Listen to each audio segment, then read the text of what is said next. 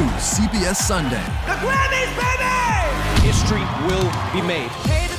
Live, unfiltered, unexpected. Woo! Bigger than ever. I was a ghost. Bigger stars, bigger performances. Music's biggest night is getting bigger. Now you see what all the hype is about. Trevor Noah hosts the Grammy Awards live. Anything is possible. CBS Sunday and streaming on Paramount Plus. New Year, same extra value meals at McDonald's. So now get 2 snack wraps, plus fries, and a medium soft drink for just $8. For limited time only, prices and participation may vary. Prices may be higher in Hawaii, Alaska, and California, and for delivery.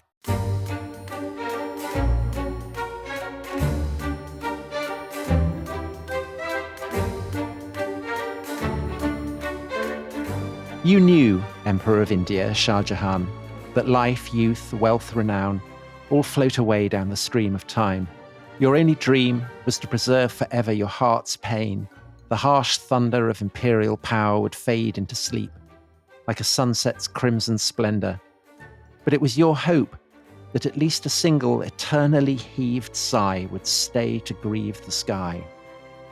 Though emeralds, rubies, pearls are all but as the glitter of a rainbow tricking out empty air and must pass away, yet still one solitary tear would hang on the cheek of time in the form of this white and gleaming Taj Mahal. So that, Dominic, was Rabindranath Tagore, the great Bengali writer, the first non-European, I think, to win the Nobel Prize for Literature, writing about one of the world's most famous buildings, the Taj Mahal. And I guess it could be a candidate for the world's most famous building. Definitely the world's most romantic building. Yeah. Built for love. It's sort of seen as a symbol, isn't it, of India, of romance, and of exoticism in the West, don't you think? So the image of the Taj Mahal is one that newspaper travel supplement editors will always reach for when they're telling you about the trip of a lifetime, or, stretching your horizons. Or it's the Taj Mahal that is always the building that is featured at the center of that. I mean, it is also very much a kind of shorthand for devotion, marital love, that kind of thing. The famous person who utilized it to that effect was Princess Diana, who was it, 92, when she sat directly in front of it on her own, without Prince Charles, as he then was, kind of making a very public statement. So it is absolutely a building that carries an entire freight of meanings, significations. Yeah. And as you say, a symbol of India abroad, but also it's a great Muslim building built by Muslim emperors. And so in contemporary India, not entirely uncontroversial. So we thought it would be a kind of wonderful theme for an episode of The Rest is History. And we have the perfect person to guide us to the origins of the Taj, how it came to be built, history after its building. And that is Dr Mehreen Chida-Razvi, who is the in-house editor for the Khalili collection of Islamic art, world expert on the art and architecture of the period of the emperors who built it, the Mughals. Mehreen, welcome to the show. Thank you so much for joining us. Yeah, it's my absolute pleasure. And what does the Taj mean to you? To me, the Taj Mahal, it's one of these, it is an absolutely iconic building. And it, for me, stands as a historical reminder of a period of history where the syncretic nature of the Mughal Empire and the Mughal court was very much on display. And it speaks to that. And it's, as you mentioned, there are some contemporary issues surrounding it. So it stands as that reminder to a time where things might have been a little bit better than they are right now. So give us a bit of context. Tom said the Taj Mahal dates from the era of the Mughal emperors. So for those of our listeners who are not incredibly familiar with Indian history, who are the Mughals? Where do they come from? What do they mean? And whereabouts are we in history? So the Mughal dynasty lasts from 1526 to 1858. As you mentioned, this is a series of Muslim kings ruling over the region of South Asia. They are of a Mongol line, and they come from, in this period, Central Asia. So Babur, the founder of the Mughal dynasty, he is the ruler of a principality, the Principality of Fergana. The Fergana Valley is primarily located in today's Uzbekistan. And so he's one of a series of Timurid princelings, so the great empire of Timur. His descendants are all vying for power in the Central Asian region. And Babur comes out of Fergana with the idea of trying to reestablish Timur's great empire, but he's not able to do so. He's not militarily strong enough. So he ends up taking the province of Kabul, establishing himself there. And from Kabul, he looks into the region of South Asia as a potential area to conquer. And in that, he's following Timur, because Timur had sacked the Delhi Sultanate in 1398. And so he has this idea in his mind that he can create a new empire for himself in that region. So just to be clear, he is descended from Genghis Khan, the greatest conqueror in history, and from Timur, who maybe to people who are familiar with Elizabethan literature is better known as Tamburlaine, the kind of the archetype of the great conqueror. So they have an absolute track record of going out and conquering places. And as I understand it, Babur wins his great victory that establishes himself in North India, outside Delhi. And then he goes on and he wins a battle at a place called Kanwa in 1527, which is outside the city of Agra, which is where, in due course, the Taj Mahal will come to be built. Does Agra have a kind of significance for the Mughals as a result of that, or is that just coincidence? That's just coincidence. Agra was already a very important city in the region. Delhi actually had been, it was the capital of the Delhi Sultanate, the Islamic rulers of the region prior to the Mughals, but Agra was an exceptionally important city. And when Babur conquers the region of North Hindustan, as they called it, he sets up his first capital actually at Agra. So it's all looking good for the Mughals. And then it slightly goes wrong, doesn't it, under his son, who ends up in Persia, I think. Yes. Humayun, who is Babur's eldest son, when he inherits this new region, he's not as strong a figure as his father had been. He doesn't command the same loyalty as his father had done. And so there are contenders immediately trying to take this kingdom from him. And he's run out of Delhi in 1540, spends 15 years wandering, trying to get aid, and ultimately ends up at the court of the Safavid Shah in Iran. And with his help is able to come back and retake what had been his kingdom. And so does that introduce a kind of a Persian influence on the Mughal court? Absolutely. That helps to explain what will be done when they decide to build the Taj Mahal. Absolutely. So when Humayun is able to come back, in terms of the artistic production of the court, some of the best Safavid court artists come back with him, first to Kabul and then to Delhi, and others join him there. So in the area of painting, the Persian tradition is very strongly impacting what becomes Mughal.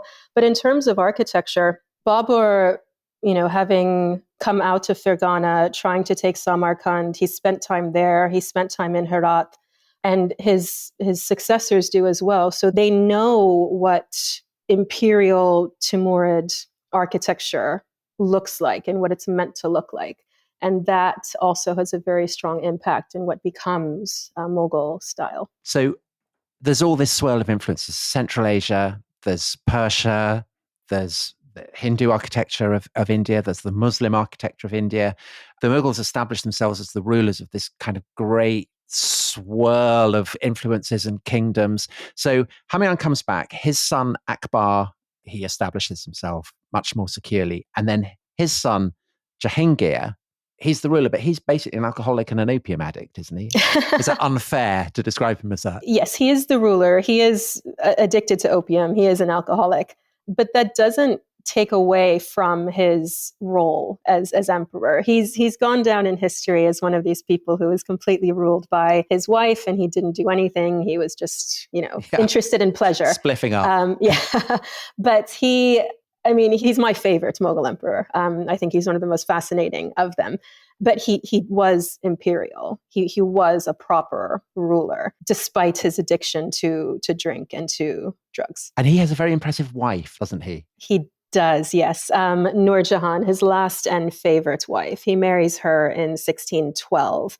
She had previously been married and had a daughter from that first marriage. But after her first husband dies, she comes to the Mughal court and is an attendant on one of the elder royal ladies. And so Jahangir meets her, falls deeply in love with her, and they get married. And she's a very important, politically influential woman. And so this is important for the story of the Taj Mahal because Jahangir's son, Shah Jahan, the man who will build the Taj Mahal, succeeds Jahangir. And his favorite wife is Nur Jahan's niece. Is that right? I mean, this is all very kind of Game of Thrones. It's a little bit incestuous, yeah. Yes. So Shah Jahan, before he's titled Shah Jahan, Prince Khurram, he's betrothed to Arjuman Banu Begum, who is Nur Jahan's niece. And that betrothal takes place in 1605. So actually before Nur Jahan is even at the court, because Nur Jahan's father is in the upper echelons of the court hierarchy, and her brother as well.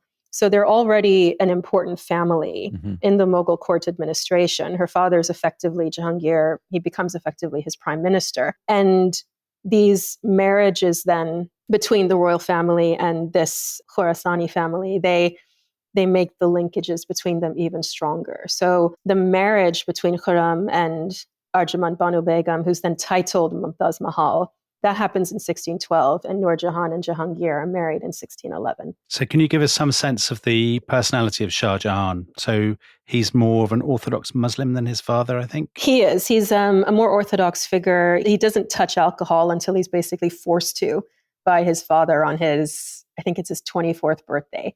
Jahangir kind of makes him, take a drink. So no, he is a more Orthodox figure, but he's not a fundamentalist. And this his internal turn towards orthodoxy, it's actually really interesting. It doesn't very much affect, how he rules, his concept of rule. And in fact, 2 of his children end up as practicing Sufis, and that's very tolerated and supported. So yeah, he is a more orthodox figure. And so he's a great warrior, and his wife comes with him on campaign. Is that normal? I mean, is that standard behavior or is that unusual? It was more on the unusual side. I mean, the Mughal court was peripatetic, so it moved around. It was never stationary for very extended periods of time.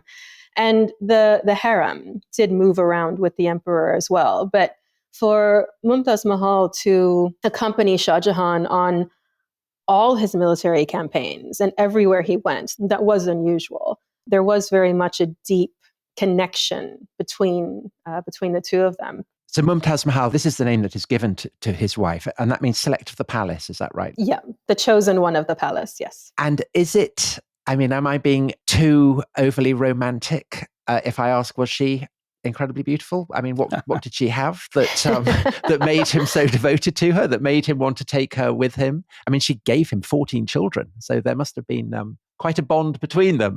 There was an incredibly deep bond between them, for sure. And yes, she had 14 children, 7 of whom survived to adulthood. The connection between them, what was it based on? It's impossible to say, because what we're told about her in the court histories, which are all written by Shah Jahan's court historians, obviously her beauty is extolled, the kindness of her personality is extolled.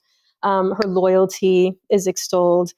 She must have been beautiful, but that's not enough, right? To form the kind of bond that they had. And, it's impossible for me to say. But one of the things actually just on that, if I can quote one of his court historians, we're talking about a Muslim dynasty. You're talking about words written down for posterity.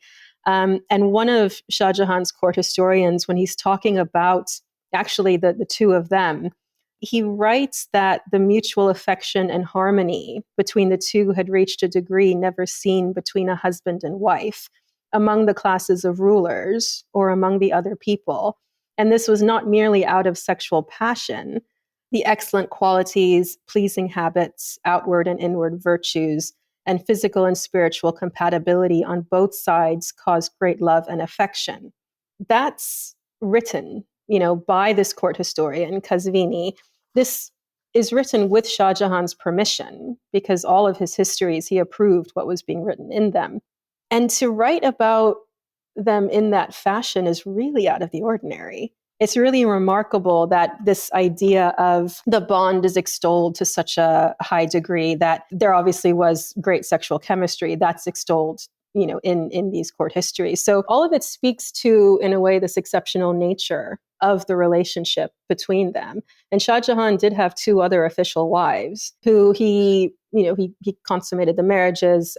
He had a child with the third wife, but it was Mumtaz Mahal who got him, who had his time and his love and his devotion. So it's reasonable to talk about this as a genuine love story. It is. It is genuinely a love story, for sure. She then dies while he's on campaign in the Deccan in southern India. Yes. On the 17th of June, 1631, while giving birth to their 14th child. Mm. And the scale of his grief, I mean, firstly, his grief is something genuine, and it is felt by one and all that the scale of his grief is something exceptional, is it? Yes. Again, from the histories, we are told that he, for a week, he withdrew from the court and was in solitary mourning. And this is remarkable because the court activities under Shah Jahan achieved a very kind of rigid formulation. There were certain ceremonial activities which took place on a daily basis, where he showed himself to the public, to his court. He was present.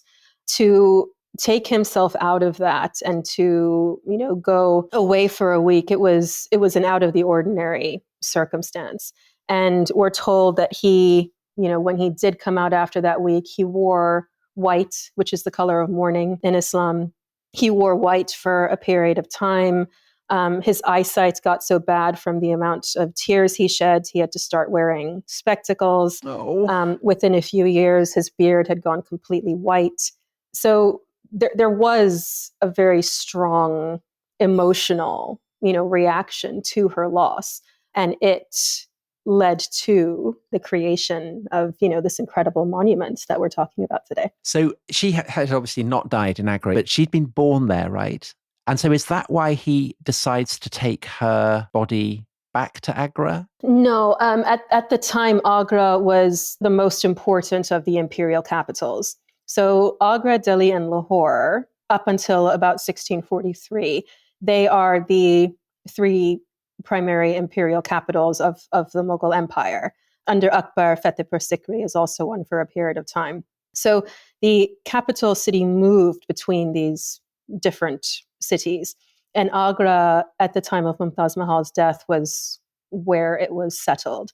And so, that was one of the reasons. But then also, very quickly, the concept of the Taj Mahal takes place.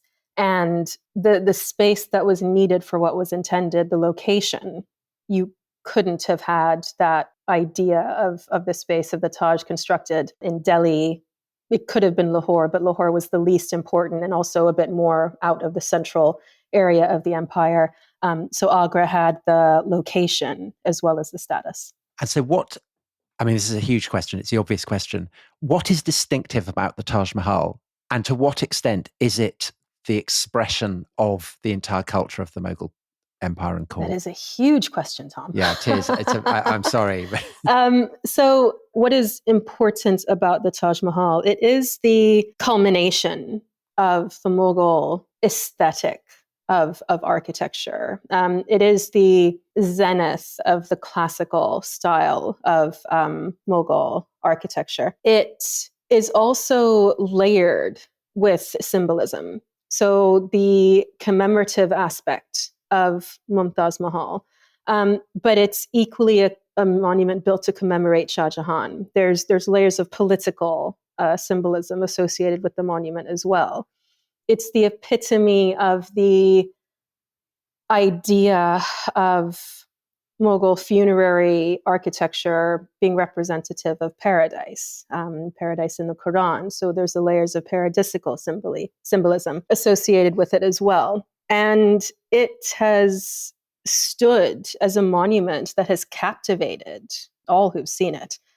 So it is this, I think, grand expression of Mughal building design. One of the other layers of symbolism as well is it's also speaking to the dynastic legacy of the Mughals, because the architecture of the Taj Mahal draws very heavily on Humayun's mausoleum in Delhi, which draws very heavily on Timurid antecedents in Central Asia.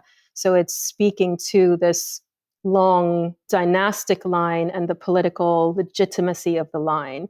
So there's so many different layers of symbolism tied up in this monument. And so it takes 22 years to complete, is that right? And involves 1,000 elephants bringing in materials from across the world. Or is that all Orientalist exoticizing? Slightly exaggerated. The construction of the actual mausoleum, the white structure, is 4 years, 1632 to 1636.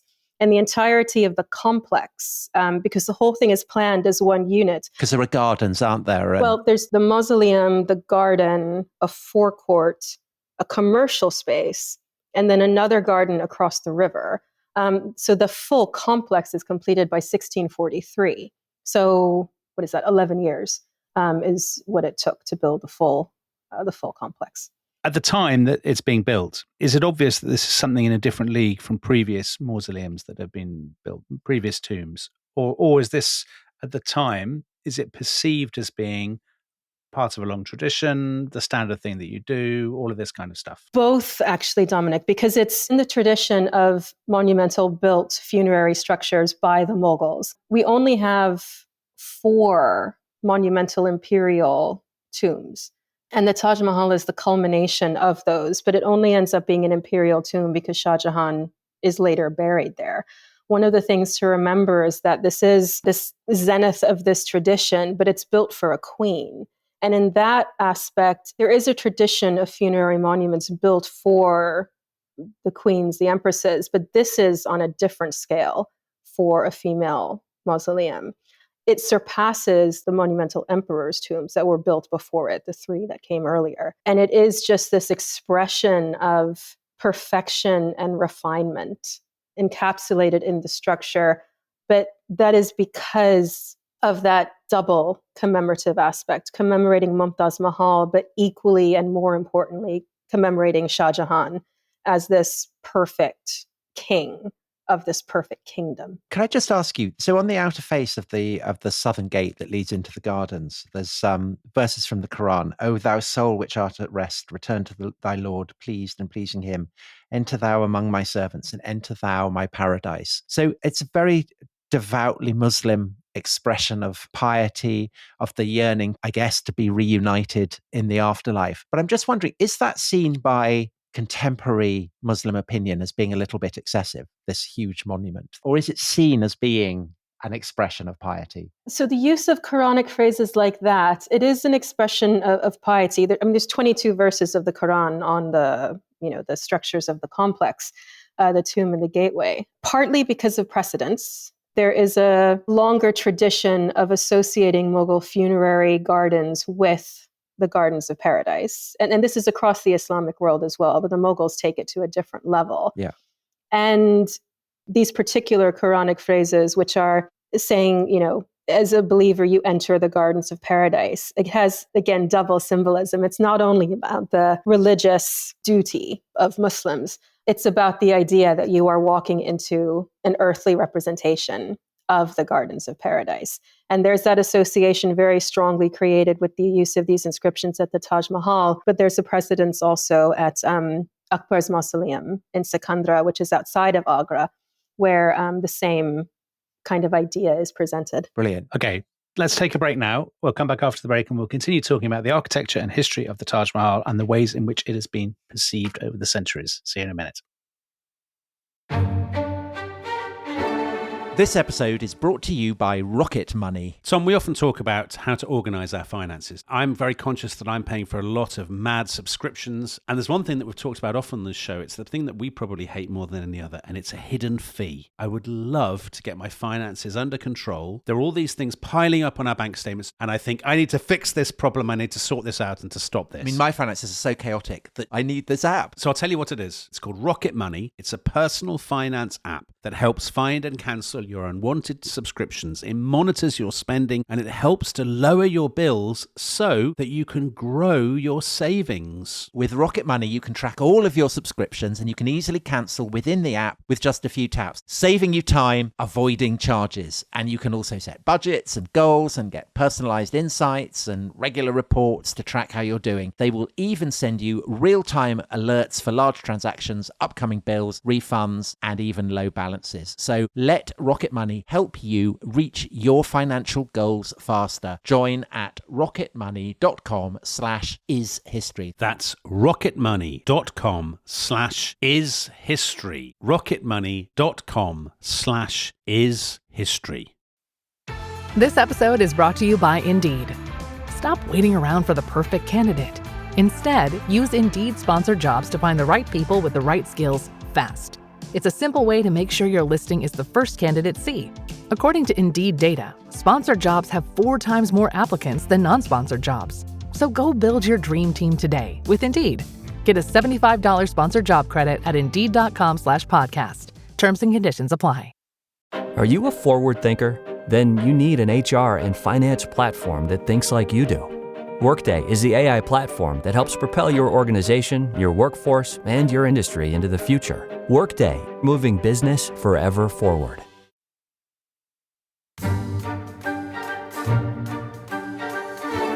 Welcome back to The Rest is History. We're talking about the Taj Mahal with our guest, Mehreen Chida-Razvi. And Mehreen, we haven't actually discussed what the Taj Mahal means. So do we know what the name means? So it means the crown of the palace.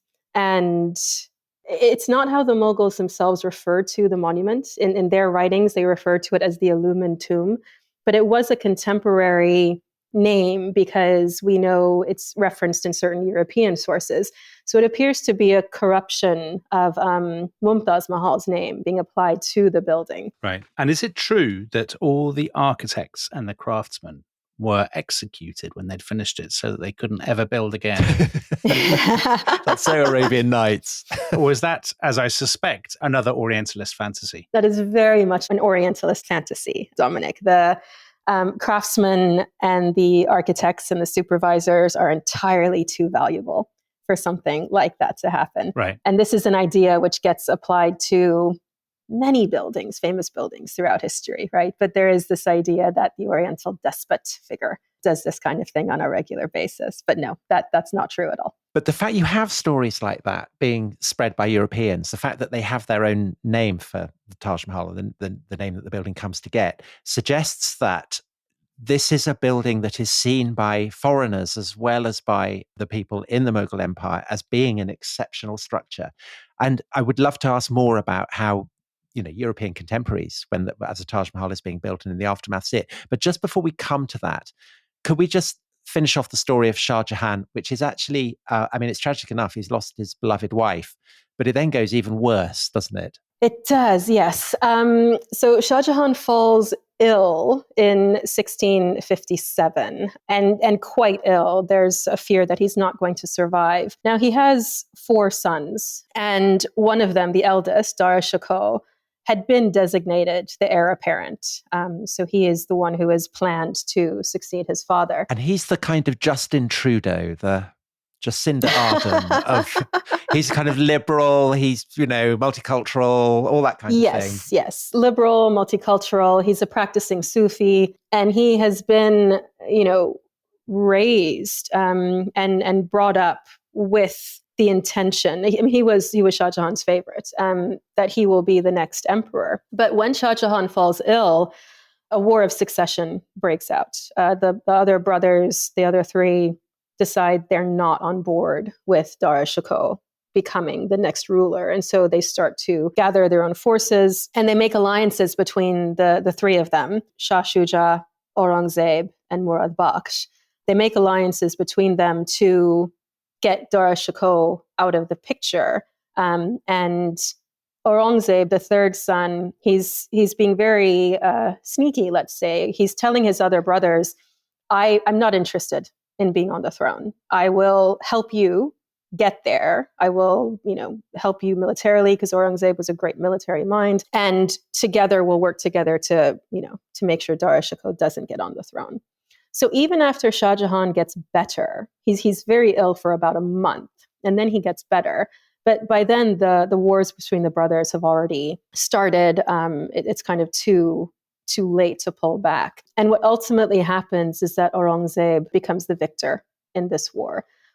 With his brother's help, he is able to have Dar-e-Shikoh captured, and Dar-e-Shikoh is then executed. And kind of humiliated, isn't it? He's led through the streets of Delhi in chains and yeah. There's the idea that, you want to project this person who up until this point is adored and loved, and it's known he's intended to be the next emperor. And so to publicly humiliate him in a fashion is all part of this idea of then breaking down the myth of Dar-e-Shikoh, because Aurangzeb has a very clear idea that he's the next one on the throne, and he needs to make sure that he's the one who commands the respect of the people. So yeah, he then backstabs his other brothers and claims the throne for himself, imprisons Shah Jahan in the fort in Agra, where for the next 8 years he lives in the confines of the palace. But then when he dies, Aurangzeb has him buried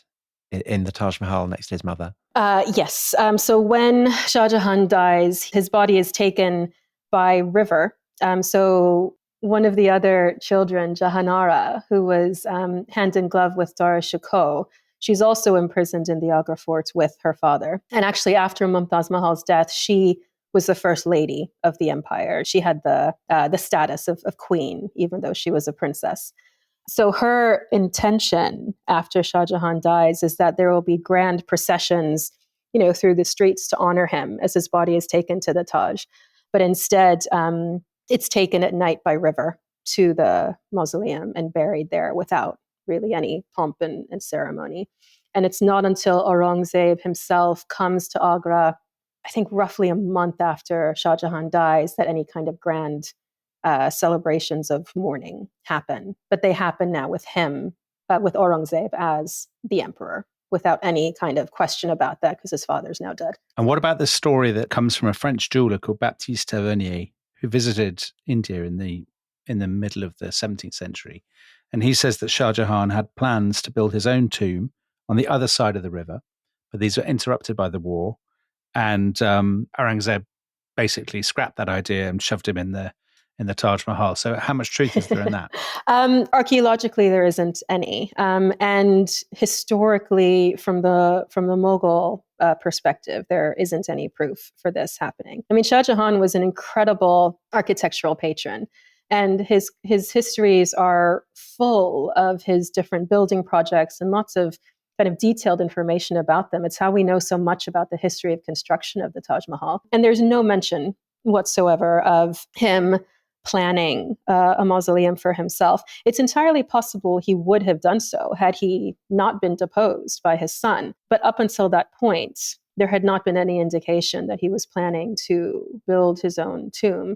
So Tavernier is the first to mention this idea. And it's just as you said, it's just that very brief few lines, right? There's nothing about material. There's nothing about it being a replica of the Taj. So those are ideas which come about later. And they were given further credence by the fact that, I mentioned this was one huge complex that was built and there was a garden across the river. So that's the Metabagh, the Moonlight Garden. And it was created as a viewing area for the Taj Mahal, because you then get this incredible view of the monument reflected in the river, and you're in a garden and you're able to see that, and by the moonlight, the idea. And there's an octagonal water tank in the middle of that garden. So when that was unearthed, it kind of made people think, oh, these are the foundations of the octagonal Taj Mahal that Shah Jahan intended. But that's not the case. They weren't foundations. It was just a water tank. So it's a lovely idea that he was intending a black Taj for himself, immediately opposite the Taj Mahal. But there's no proof of that. But it is fascinating how, I said at the beginning that it's not just people at Shah Jahan's court who recognized the power of it, that it is Europeans as well. So there's another Frenchman, there seem to be a lot of Frenchmen at this time, Francois Bernier, who is a physician. And he's writing this as it's being constructed, that this monument deserves much more to be numbered among the wonders of the world than the pyramids of Egypt. So that's an incredible thing to say about a building as it's being constructed. And to what extent do you think the global fame of the Taj Mahal owes to foreign admiration? I mean, there's often the kind of tendency that foreigners admire things more than people who live in the country. Do you think that foreign admiration was there right from the start? It does appear that it was there from the start, because we have accounts like Bernier's and Tavernier's, and they're speaking to how incredibly striking and beautiful this monument. And as you say, like saying it's up there with the great pyramids. Better, but what's really interesting is that we have, contemporary records of Europeans who are visiting and who are proclaiming about the beauty of the site and the magnificence of the site.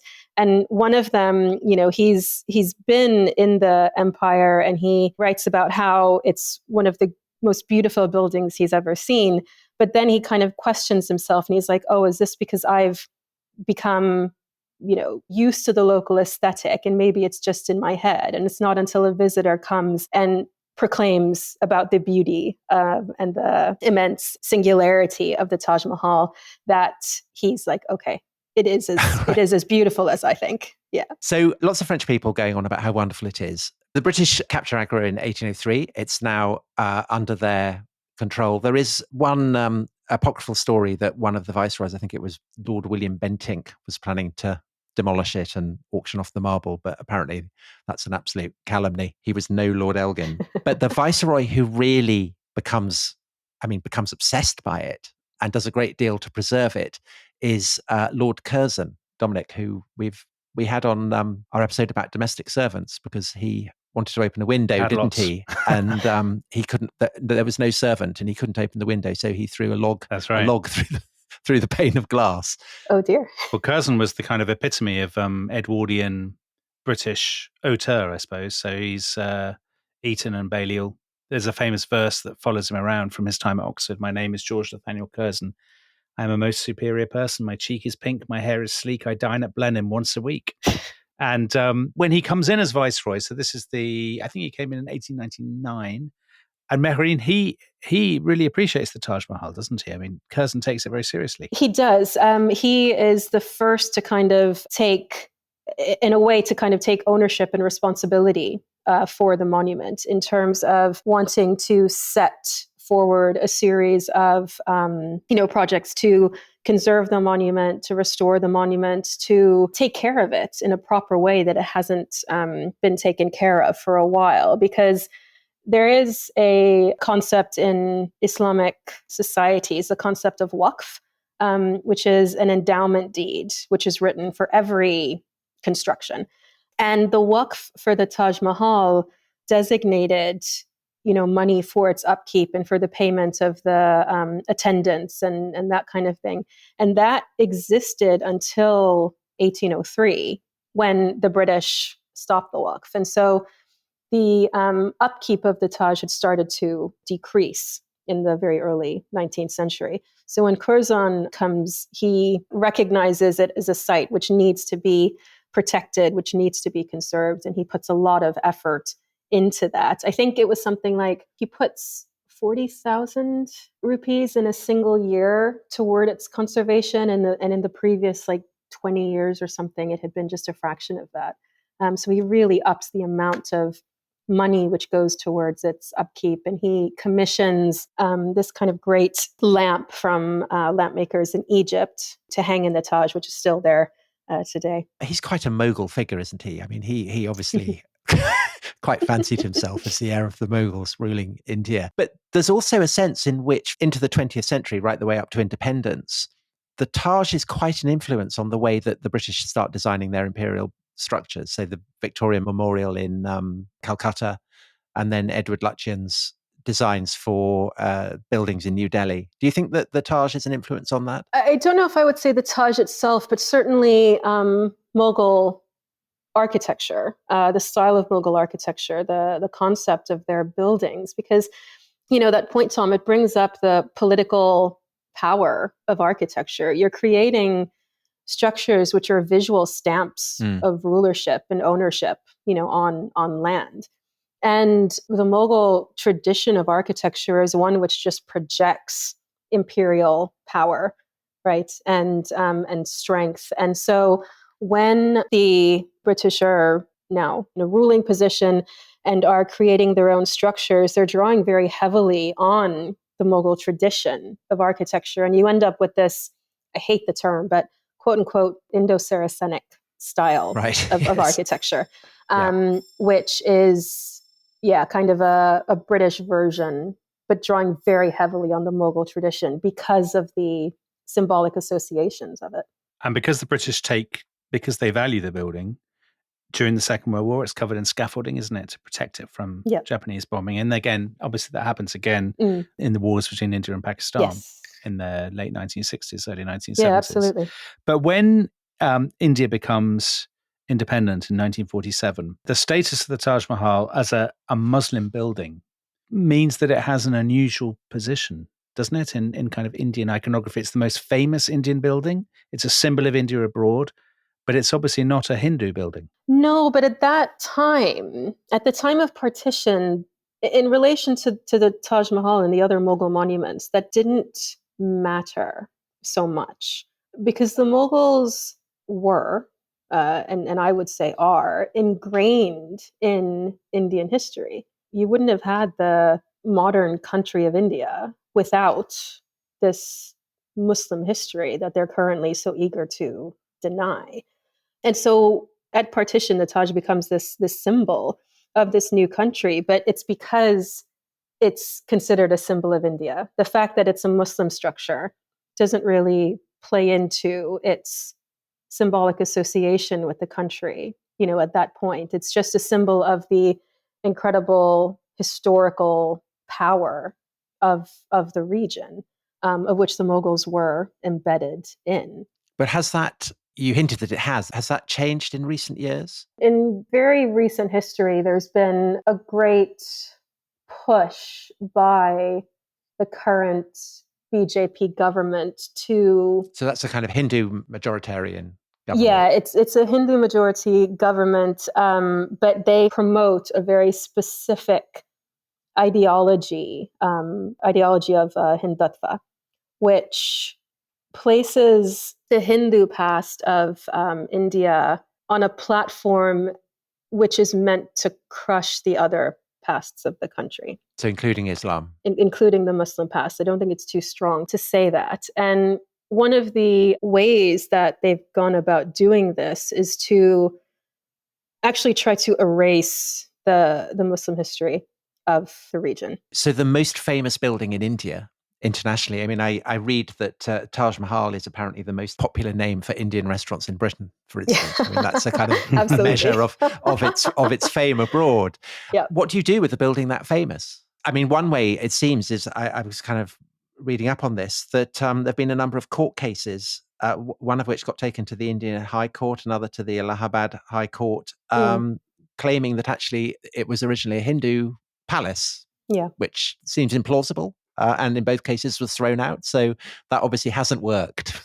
No, it hasn't worked. But what's really frightening is that the court cases have proceeded to that extreme level where the idea... So let me back up a little bit. So these court cases which have been undertaken, they've been undertaken by BJP leadership in order to have the Taj Mahal proclaimed a Hindu structure.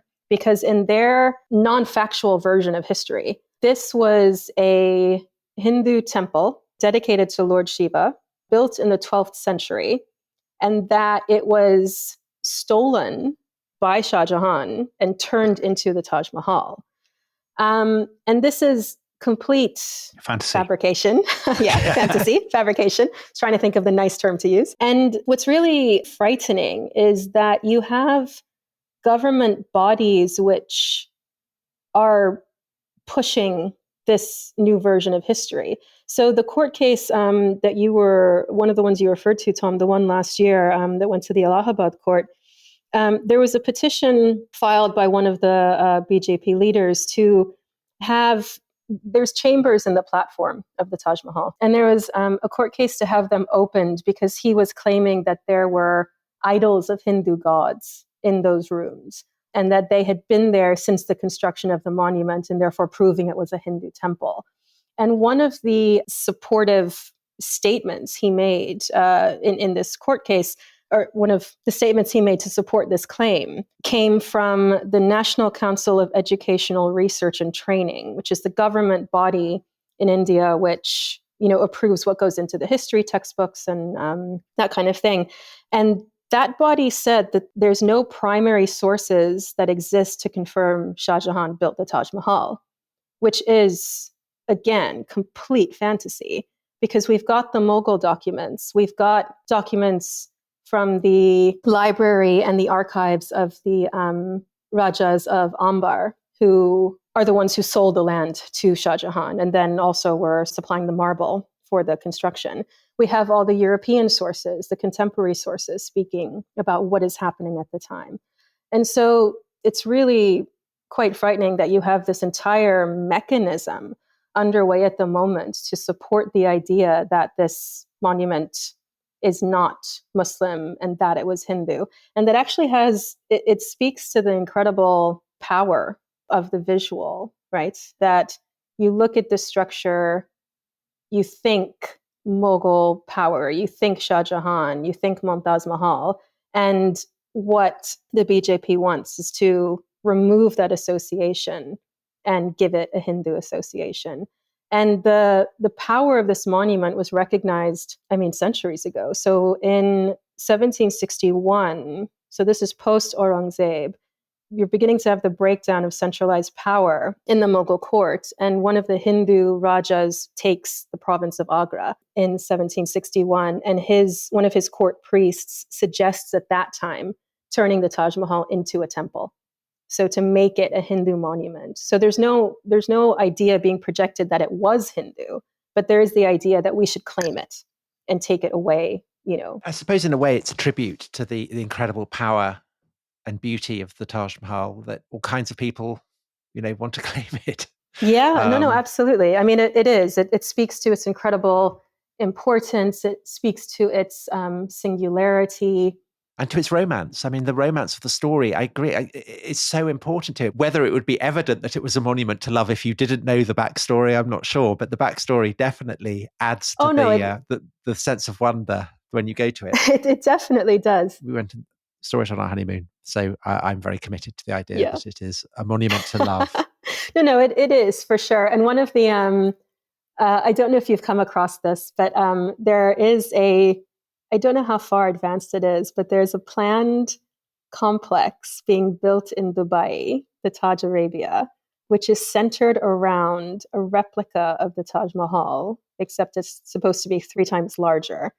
Of course it is. And it's being billed as the wedding destination of the world. Wow. Replicating the quintessential monument to love. Crikey. And on that hideous note, maybe we should thank you for guiding us around this most wonderful and beautiful and romantic of buildings. Thank you, Mehreen. No, thank you. It was my pleasure to be here. And thank you, everyone, for listening. And we'll be back very soon. Bye-bye. Bye-bye. Bye-bye.